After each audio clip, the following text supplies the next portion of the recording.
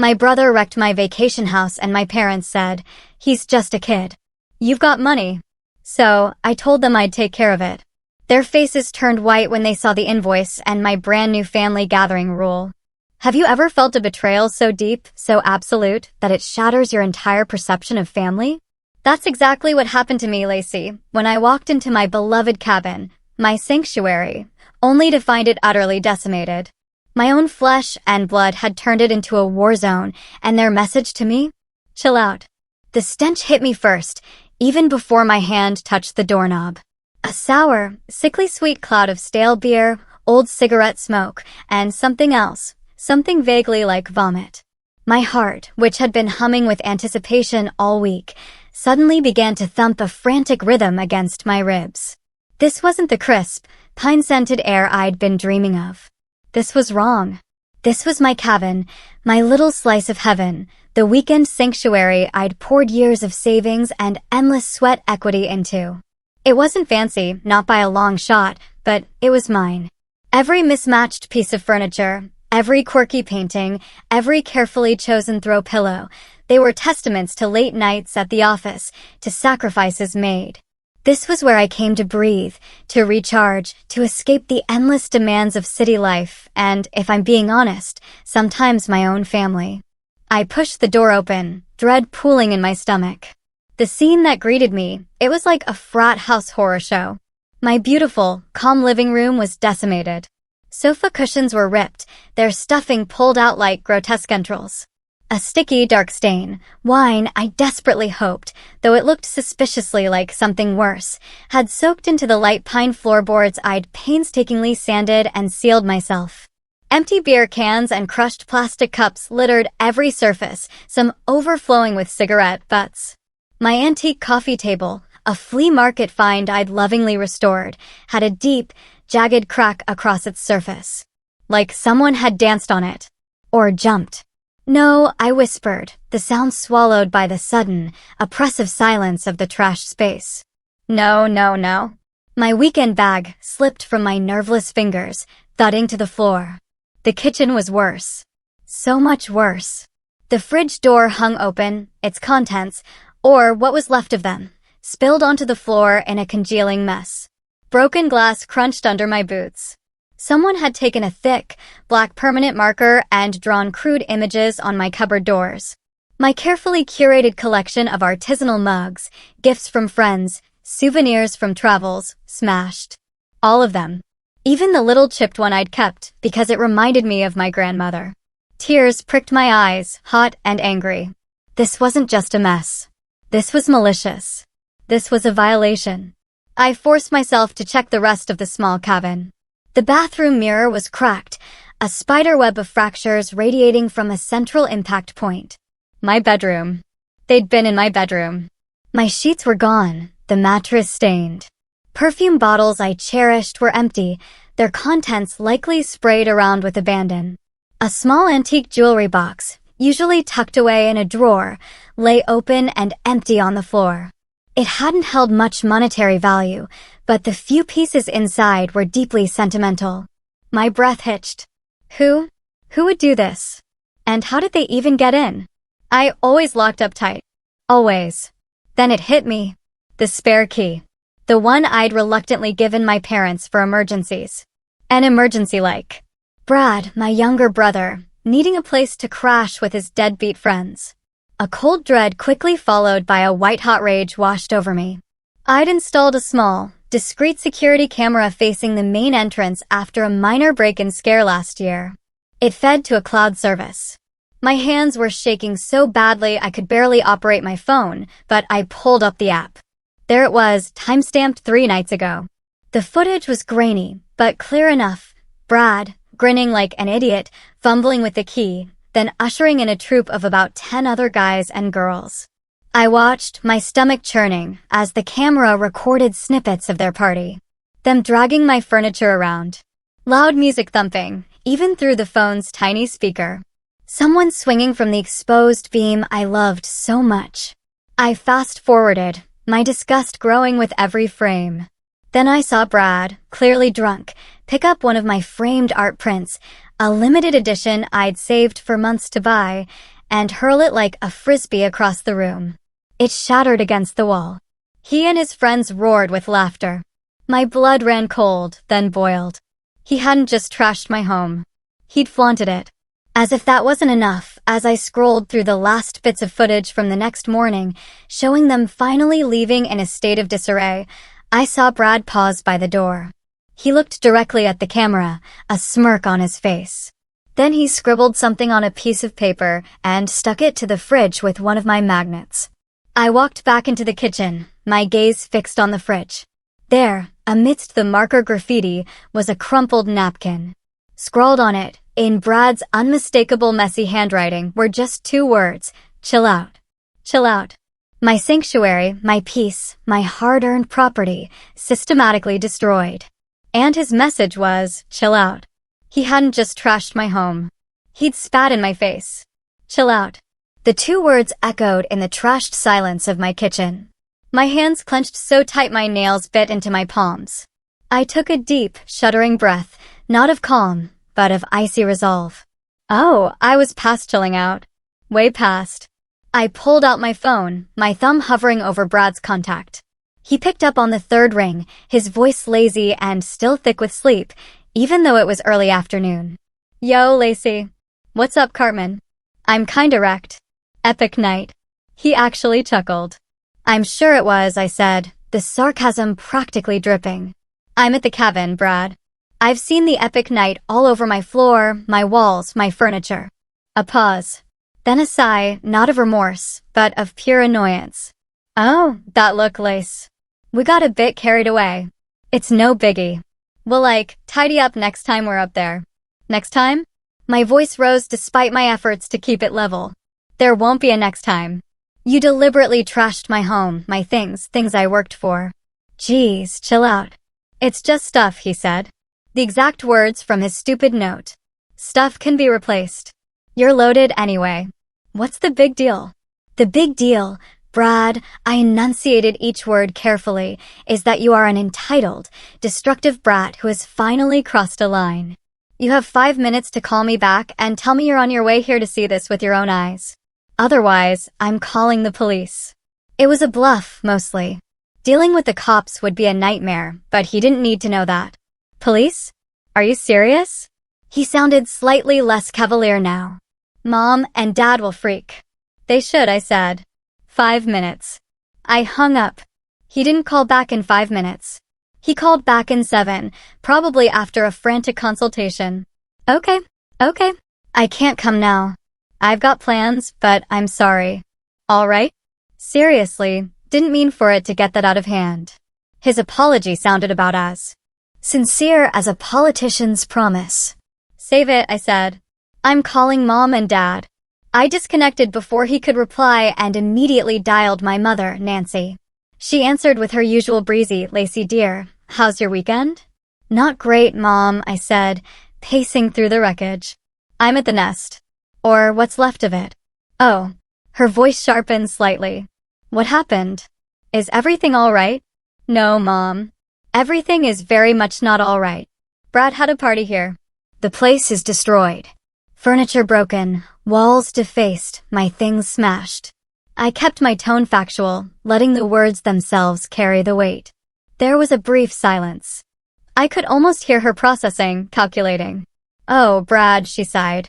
A familiar note of exasperated fondness in her voice that always set my teeth on edge.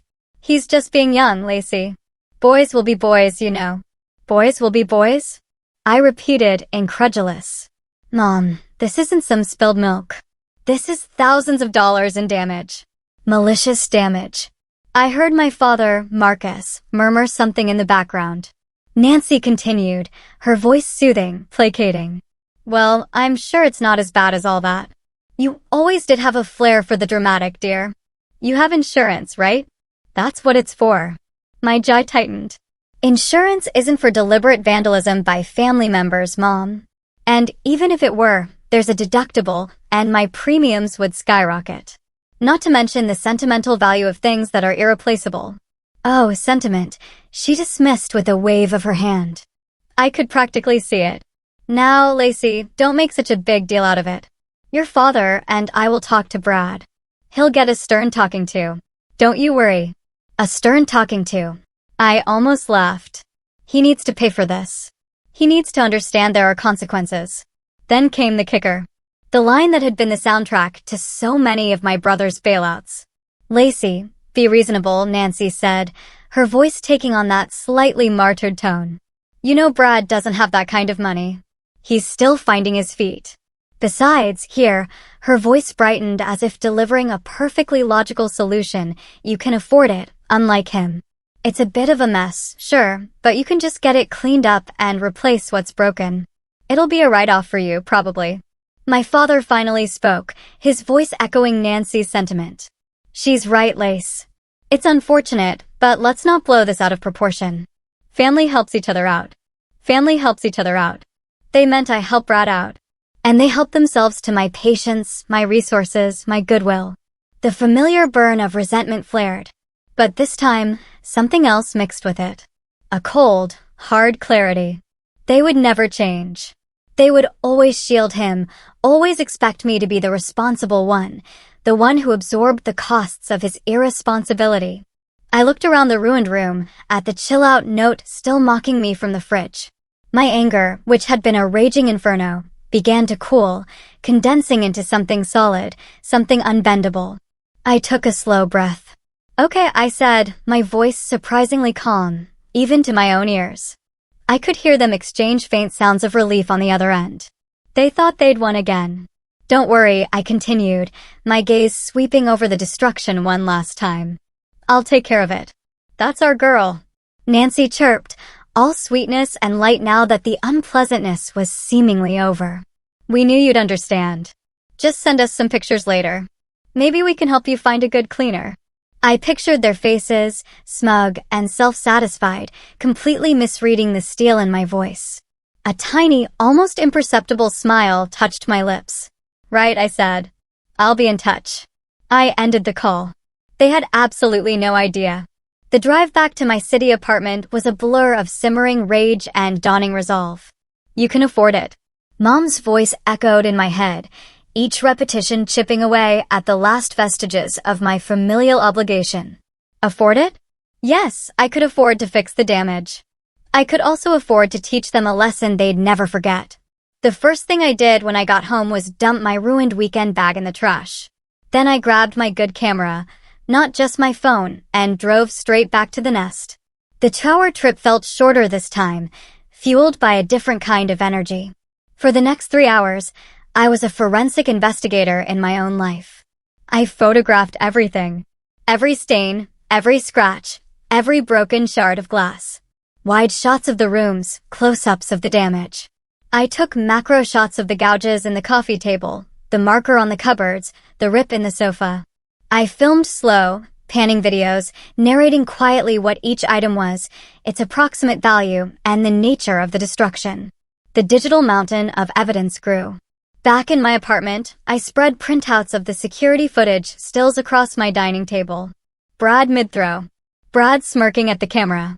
His idiot friends, faces clearly visible, participating in the vandalism. The next morning, I called Amika. She's my rock, the kind of friend who tells you when you have spinach in your teeth and when you're being a doormat. I laid it all out, the discovery, Brad's pathetic excuses, my parents' infuriating dismissal. Lacey, that's beyond awful, Anika said, her voice tight with anger on my behalf. They expect you to just what? Smile and write a check after he treated your sanctuary like a public toilet. Pretty much, I sighed. Standard operating procedure for the Hayes family, starring Brad as the golden child and me as the first National Bank of Lacey. Not this time, Anika said firmly. This time, you burn it all down. Metaphorically, of course. Mostly. That's the plan, I said, a grim satisfaction in my voice. I'm documenting everything. Good, she said. Itemize it. Every single cent. And don't just bill Brad. Bill your parents. They're complicit. They enabled this. They raised him to be this little monster. Her words were like a balm to my frayed nerves. It wasn't just me being unreasonable. It wasn't just me overreacting. You think I should? I asked, though I already knew the answer. Abso-freaking-lutely. Anika said. They dismissed you because you can afford it. Fine. Let them contribute from their retirement fund. See how quickly their tune changes when it's their money on the line. That afternoon, I started compiling the list. Replacement cost for the custom sofa, $12,800. Repair and refinish antique coffee table, if salvageable, otherwise replacement estimated $600. New artisanal mugs, 12 at an average of $30 each, $360. Repainting kitchen cupboards, $400. Professional cleaning services for biohazards and extreme mess, $500. Replacing smashed art print, $450. The list went on and on, page after page. I researched current retail prices, got quotes from contractors for repairs. I was meticulous. I was ruthless. The total, when I finally tallied it up, was staggering. Even I was a little shocked. It was well into 5 figures. Then I called Ellis, a sharp lawyer I knew from a networking group. I wasn't looking to sue, not yet anyway, but I wanted the wording of my demands to be ironclad. I explained the situation briefly. Wow, Ellis said after a low whistle. Family. Can't live with them. Can't legally lock him in the shed. He chuckled. Okay, so you want to send them a formal demand for damages, and you want to restrict access to your properties? Smart. He gave me some precise legal phrasing to include, making it clear that this was a serious claim for restitution of damages caused by negligence and vandalism, and that failure to pay could result in further legal action. He also helped me draft a very formal, very unambiguous new family gathering policy. It stated in no uncertain terms that effective immediately, Brad, Nancy, and Marcus were no longer permitted on any property owned by me for any reason, including but not limited to social calls, holidays, or emergencies they themselves manufactured. Any attempt to access said properties would be considered trespassing and dealt with accordingly. The final package was impressive. A thick sheaf of papers, a cover letter detailing the incident and my profound disappointment, the multi-page, itemized bill with copies of receipts and quotes, selected glossy photo prints of the worst damage, and the new family gathering policy. I made 2 identical sets. That evening, I stood in line at the post office, 2 large manila envelopes addressed separately, one to Brad, one to my parents. I paid for registered mail with return receipt requested. The postal clerk stamped them with a satisfying thud. As I walked out, the city lights seemed a little brighter. A weight I hadn't fully realized I was carrying had begun to lift. They thought I'd just roll over, absorb the cost, and smooth things over like always. They thought their dismissive words and Brad's pathetic sorry would be enough. They had no idea what was coming. This wasn't just about the money anymore. This was about respect. My respect. And they were about to learn its price. 2 days later, the email notifications pinged on my laptop. Delivery confirmed. One for Brad. One for Nancy and Marcus. I imagined the scene at their respective homes. My parents probably settling in for their evening news, perhaps Nancy complaining mildly about how dramatic I was being over a little mess.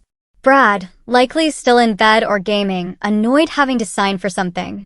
I pictured my mother, Nancy, picking up the thick envelope from the hall table, frowning slightly at the official-looking registered mail sticker. "What's this, Marcus?" she'd call out, tearing it open with a perfectly manicured nail.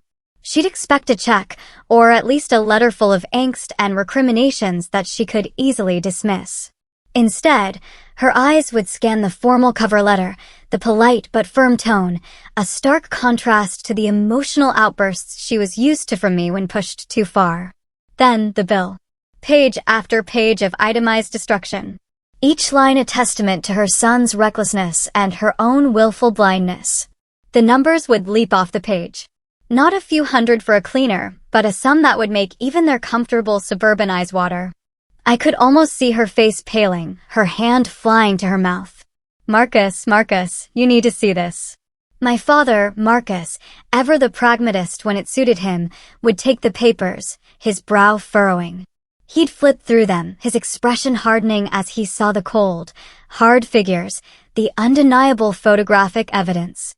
The crystal-clear stills from the security footage would be particularly damning. Brad, red-handed, his friends' faces visible. No more boys will be boys now. This was documented. Undeniable. And then, the new family gathering policy. Not a suggestion, not a request, but a formal declaration, banned from the nest, from my city apartment, from any future property I might acquire, effective immediately, for any gatherings. The finality of it, the sheer audacity from their perspective, would likely render them speechless for a moment. At Brad's apartment, the scene would be different, but the shock similar. He'd probably rip open his envelope carelessly, expecting a lecture, maybe a demand for a token apology payment. The sheer volume of paper would surprise him. He'd scan the bill, his eyes widening. He wouldn't understand half the terms, but the final figure at the bottom? That he'd understand. He'd see the photos of himself caught in the act, looking like a fool. He'd read the policy, the words banned and trespassing finally penetrating his thick skull. His usual bravado would likely crumble, replaced by a dawning panic. He couldn't chill out his way out of this one. I imagined the frantic phone calls between them. Brad, probably hysterical, calling mom and dad. She's crazy. She can't do this. You have to talk to her. Nancy, her voice shrill with indignation. This is outrageous. After all we've done for her, the ungrateful child. Marcus, perhaps a little quieter, a little more shaken, realizing the carefully constructed bubble of their family dynamic had just been violently popped. He had always relied on Nancy to manage these emotional things. But this was different. This had figures and legal-sounding phrases. My phone, which had been peacefully silent on my desk, suddenly lit up. Incoming call, Mom. I let it ring. It went to voicemail. A second later, incoming call, Dad. I let that one go, too. Then almost immediately, incoming call, Brad. Ignored. The phone buzzed again. A new voicemail. It was Nancy. I pressed play, holding the phone slightly away from my ear. Lacey, you pick up this phone right now. What is the meaning of this? This ridiculous piece of paper. How dare you? After everything. Your own brother. This is beyond. Her voice was a torrent of sputtering outrage, a far cry from the dismissive calm she'd displayed just days before. I listened for about 10 seconds, enough to get the gist. Then, with a small, almost serene smile, I tapped delete. My phone immediately started ringing again. Mom. I silenced it. Then Dad. Silenced. Then Brad, his call display picture a goofy selfie that now just looked pathetic. Silenced. A string of texts started to come through. Mom, call me immediately. This is unacceptable. Dad, Lacey. We need to discuss this. This is not the way. Brad, WTF, are you serious? You can't do this to me. Brad, Mom and Dad are freaking out. Call them. I read them, a strange sense of detachment washing over me. The panic in their words was a stark contrast to the quiet of my apartment. They were reacting exactly as I had anticipated. Their world, where I was the ever-reliable, ever-forgiving safety net, had just been upended. I poured myself a glass of water. The silence in my apartment feeling richer, deeper than it had in years. The peace was already beginning. They thought they could break my things, dismiss my feelings, and I would just absorb it. They were learning, perhaps for the first time, that actions have consequences. And my ability to afford it also afforded me the ability to draw a line so thick, so permanent, they'd never be able to cross it again. The barrage of calls and texts continued for days. It was like a digital siege. First came the outrage, the sputtering disbelief I'd already sampled. Then it shifted. The voicemails became a masterclass in manipulation. Lacey, honey, it's Mom. Nancy's voice, usually so assured, now dripped with a saccharine, wounded tone. I just don't understand. How could you do this to your family? To us? We love you. This isn't like you at all. Are you okay, dear? Is something else bothering you? You can talk to us, right? Because I was clearly the one with the problem. Then came Dad, Marcus, trying the disappointed but reasonable approach. Lacey, your mother is very upset. Brad is beside himself. This bill, it's just not feasible. And this policy, it's tearing the family apart. Think about the upcoming holidays. Think about tradition. We need to sit down and talk this through calmly. Brad's messages were less sophisticated, mostly a string of angry emojis, misspelled accusations of cruelty, and pathetic pleas. You are ruining my life. I said I was sorry. What more do you want? I didn't respond to any of them. Not a single call, not a single text. My silence seemed to infuriate them more than any argument could have. A few days later, a new number popped up on my caller ID. I didn't recognize it, so I let it go to voicemail. The message was from my Aunt Valentina, Mom's sister. Her voice was syrupy, sweet, oozing concern. Lacey, darling, it's your Aunt Valentina. Your mother called me. She's terribly worried about you, and about this misunderstanding. Honey, families have disagreements, but this seems so extreme. Brad made a mistake, a silly, youthful mistake. But he's your brother and your parents. They're heartbroken. Can't we all just find a way to forgive and forget for the sake of family unity? Your mother said you're not even taking their calls. That's not like you, sweetheart. I rolled my eyes. So, Mom had deployed the flying monkeys. Valentina had always been a bit of a busybody, quick to offer unsolicited advice and mediate disputes, usually by pressuring everyone to concede to Nancy's wishes for peace. I actually considered calling Valentina back just to set her straight, but then I remembered Anika's advice about Jade. Justify, argue, defend, explain. Engaging would just give them an opening. So, I texted her instead. A short, polite message, Aunt Valentina, thank you for your concern. The matter is between me, Brad, and my parents. My terms are clear and non-negotiable. I hope you can understand. Her reply was almost instantaneous. But Lacey, family is more important than money or old houses. Your mother is beside herself. Surely you can bend a little. I didn't reply to that one. Bending a little was how I'd ended up here in the first place. The next day, Anika sent me a screenshot. You might want to see this, her message read. It was from a rarely used extended family group on some obscure social media platform I'd forgotten I was even part of. Brad had apparently decided to take his grievances public, or at least semi-public. His post was a masterpiece of victimhood. So disappointed in some family members who care more about stuff than people. I made a mistake and apologized. But now I'm being treated like a criminal and banned from seeing my own family just because she's rich and can bully everyone. Some people have no heart. Family drama, materialistic, sad. There were a few sympathetic comments from distant cousins who clearly only had a side of the story. Oh, Brad, that's awful. Some people forget where they came from. My blood simmered. The audacity. He hadn't just trashed my place, lied about it, and refused to take responsibility. Now he was trying to paint me as the villain, the cruel, materialistic older sister. He really wants to play dirty, does he? I muttered to myself, taking my own screenshots of his post and the comments. Fine. If he wanted to air dirty laundry, I had a whole laundromat full of evidence he couldn't even imagine. The security footage. The photos of the damage. His charming, chill-out note. My parents' dismissive texts. It was all neatly filed away. He was playing checkers while I was setting up a chess game he couldn't possibly win.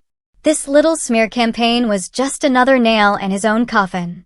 My resolve, already diamond hard, gained another layer of tempered steel. He had no idea how badly he'd just miscalculated. As October bled into November, the air turned crisp, and the first whispers of Thanksgiving started to circulate. Traditionally, Thanksgiving was a big production at my parents' house. Nancy lived for the performance of it, the perfect table setting, the elaborate menu, the carefully curated image of a happy, prosperous family. While they hosted, I was always expected to contribute significantly, a couple of elaborate side dishes, the expensive wine, often a hefty financial contribution towards the turkey and other supplies. Sometimes they'd even suggest a pre-dinner appetizer gathering at my city apartment because it was more modern or had better parking for some of the out-of-towners. This year, however, a giant lacy-shaped wrench had been thrown into their holiday machinery. The bill for damages to the nest remained unpaid. The new family gathering policy remained firmly in effect. After the initial flurry of outrage calls and manipulative texts, a strange sort of silence had descended from their end, at least directly to me. It was the kind of silence that precedes a storm. They were clearly stonewalling on the payment, probably hoping I'd just give up or that the looming holiday would force my hand. Then the indirect pressure started. Aunt Valentina called again, her voice even more strained. "Lacey, your mother is trying to plan Thanksgiving, and she's just at a loss. She doesn't know what to do about you. Surely you're not going to let this ruin Thanksgiving for everyone." "Aunt Valentina," I said, my voice calm and even. "My plans for Thanksgiving are my own. The situation with my parents and Brad is separate. They have the bill, and they have the policy. Nothing has changed. But it's Thanksgiving," she wailed, as if the holiday itself possessed magical powers of absolution. I politely ended the call. A few days later, an email landed in my inbox from Nancy. Subject: Thanksgiving plans. The email was a masterpiece of passive aggression and denial. It outlined the usual Thanksgiving dinner details at their house. Then it casually added, "Lacey, we'll need you to bring your famous pecan sweet potato casserole and the cranberry orange relish, and perhaps you could host a small cocktail hour at your place around 1 p.m. before everyone comes over here. It would be lovely to see you and clear the air. We need to put all this unpleasantness behind us and come together as a family." No mention of the 5-figure bill. No acknowledgement of the ban. It was as if my registered letters, the photos, the legalistic policy had all been a figment of my imagination. A temporary tantrum they were benevolently willing to overlook if I just came to my senses. I stared at the email, a humorless laugh escaping me. The sheer, unadulterated gall. When I read it to Anika over coffee, she just shook her head. "They're genuinely living in another reality, aren't they? Clear the air. The air is crystal clear, Lacey. You've made your position perfectly plain. So, what do I do?" I asked, though I already knew. "You make your own Thanksgiving plans," Anika said, her eyes sparkling. Quiet, peaceful, and utterly devoid of drama. "My place, your place, fancy takeout, sweatpants. The world is our oyster, my friend." The thought was incredibly appealing. Thanksgiving without the forced smiles, the undercurrents of resentment, Nancy's subtle digs, and Brad's entitled whining. It sounded like paradise. "Done," I said. "My place. We'll order in from that amazing Indian place and watch terrible movies." "Perfect," Anika grinned. I didn't reply to Nancy's email. My silence was my answer. A week later, another email, this time from my father, Marcus. It was shorter, more direct, but equally delusional. Subject: Thanksgiving contributions. "Lacey, your mother is getting anxious about the arrangements. We'll be by your place on Thursday morning, say around 10 a.m., to pick up your usual contributions for Thanksgiving dinner, and we can all talk then, like a normal family." This has gone on long enough. Not a request. A statement.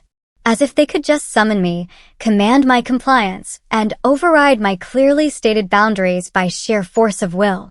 They were actually planning to just show up. The arrogance was breathtaking. This time, I did reply. A single, concise sentence: "My policy stands. Any uninvited appearance at my properties will be considered trespassing, and I will act accordingly. The bill for damages to the nest remains outstanding." I hit send. The ball was back in their court. Let them try. I was ready. The thought of a confrontation didn't fill me with dread anymore. It filled me with a grim sort of anticipation. They wanted to push. I was about to show them just how hard I could push back. Thanksgiving was indeed looming, but the only pressure cooker I was interested in was the one simmering with my own quiet, delicious plans with Anika. Thanksgiving morning dawned bright and chilly. Instead of the usual frantic rush of baking and packing, my apartment was an oasis of calm. The rich aroma of coffee filled the air, and Anika was already there, curled up on my sofa in fuzzy socks, flipping through streaming services for our terrible movie marathon. We were planning a feast of takeout later. Zero stress involved. Around 10:05 a.m., right on schedule for their threatened arrival, my apartment buzzer shrieked. Not the polite, quick buzz of a delivery person, but a long, insistent, demanding blare. Anika raised an eyebrow. Showtime? Looks like it, I said, a strange calm settling over me. I picked up my phone, already set to record video, and walked to the intercom. Yes, Lacey. It's us. Open the door. Nancy's voice, sharp and impatient, crackled through the speaker. I'm afraid I can't do that, Mom, I replied, my tone even. As I stated in my email, uninvited appearances are not welcome. Don't be ridiculous, Lacey. It's Thanksgiving. We're here to pick up your contributions and talk, Marcus chimed in, his voice booming slightly. There are no contributions, I said. And we have nothing further to discuss until the bill for the nest is settled. A frustrated sigh from Nancy. Lacey, open this door right now or I swear. I walked to the door, phone still recording, and peered through the peephole. There they were, Nancy, Marcus, and lurking behind them, looking sullen and uncomfortable, Brad. Nancy's face was flushed. Marcus looked stern, and Brad just looked like he'd rather be anywhere else. I opened the door a crack, the security chains still firmly in place.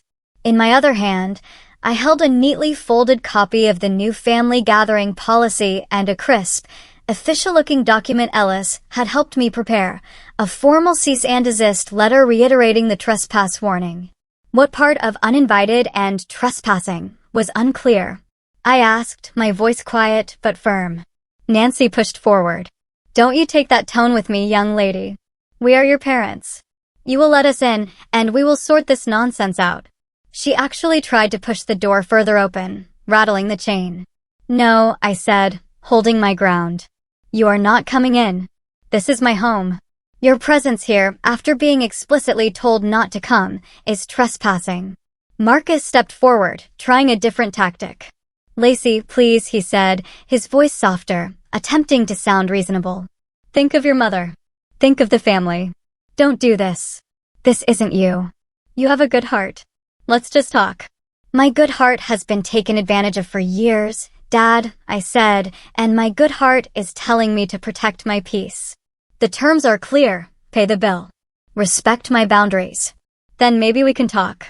Until then, you need to leave. Brad, who had been scowling silently, finally muttered, You're a real witch. You know that? And you're a destructive, entitled brat who still hasn't paid for the thousands of dollars of damage you caused, I retorted coolly, my eyes locking onto his.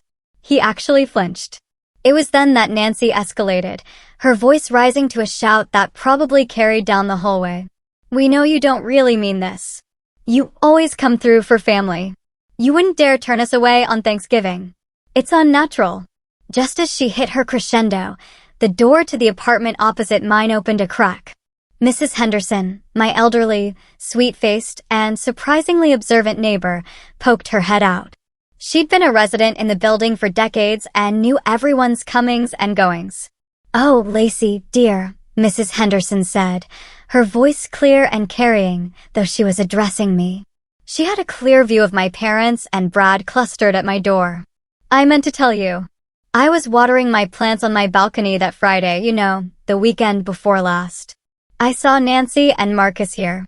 She nodded towards my parents, dropping young Brad and a whole carload of his rather rowdy-looking friends off at the end of your lane, the one that goes up to your little vacation place. I thought it was a bit odd they didn't drive all the way up or stop in themselves, just sort of waved them off. Quite a noisy bunch they were, too. A stunned silence fell. My parents froze. Nancy's mouth, which had been open mid-rant, snapped shut. Marcus's face went from stern to a sort of pasty gray. Brad looked like he wanted the floor to swallow him whole. Mrs. Henderson, bless her unintentional, perfectly timed intervention, had just torpedoed their entire narrative of ignorance and boys will be boys. She'd placed them at the scene, not just as enablers after the fact, but as facilitators before it. They hadn't just known Brad had a key. They'd actively delivered him and his hoard to my doorstep. I simply looked at them, my expression unyielding. The fight visibly drained out of them. Nancy opened and closed her mouth a few times, but no sound came out. Marcus just stared, looking utterly defeated. Well, I said into the silence, my voice still calm. That's illuminating. They mumbled a few incoherent, blustering remarks about misunderstandings and Mrs. Henderson being mistaken, but their hearts weren't in it. The public humiliation, the irrefutable implication of their deeper complicity, was too much. Defeated, they began to retreat. Brad shot me one last venomous glare before being pulled away by Marcus. As they shuffled towards the elevator, I called out, loud enough for them and possibly Mrs. Henderson to hear clearly. The bill is still due. Interest daily. And by the way, I've shared copies of the security footage, Brad's charming social media posts, and this delightful interaction with the rest of the family. Happy Thanksgiving. The elevator doors dinged open. They couldn't get in fast enough. The peace that descended as the doors slid shut was the most satisfying sound I'd heard all day. The silence that followed their retreat down the hallway was profound. Anika emerged from my living room, a slow grin spreading across her face. Well, she said, that was more entertaining than any terrible movie we could have picked. Mrs. Henderson for the win. Tell me about it, I said, finally letting out a shaky laugh, the adrenaline starting to fade. I should send her a thank you bouquet.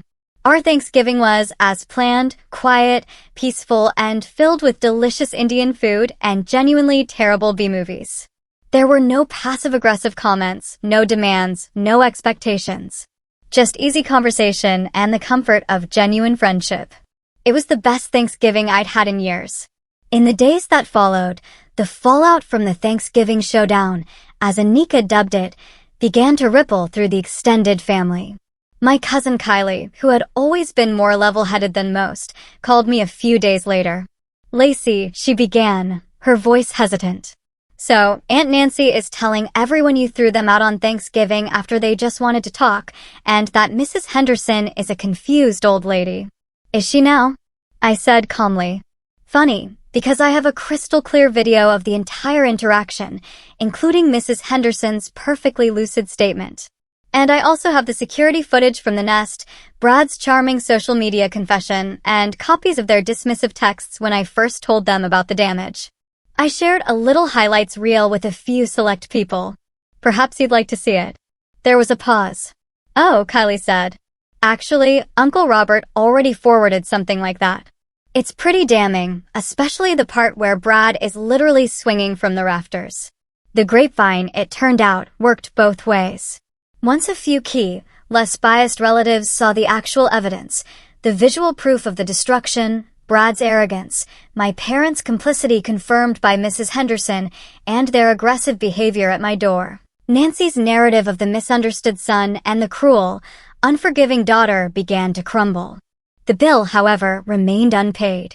My lawyer, Ellis, sent a follow-up letter, a bit more strongly worded this time, hinting at small claims court and the public record that would create. About a week after that, a certified check arrived in the mail.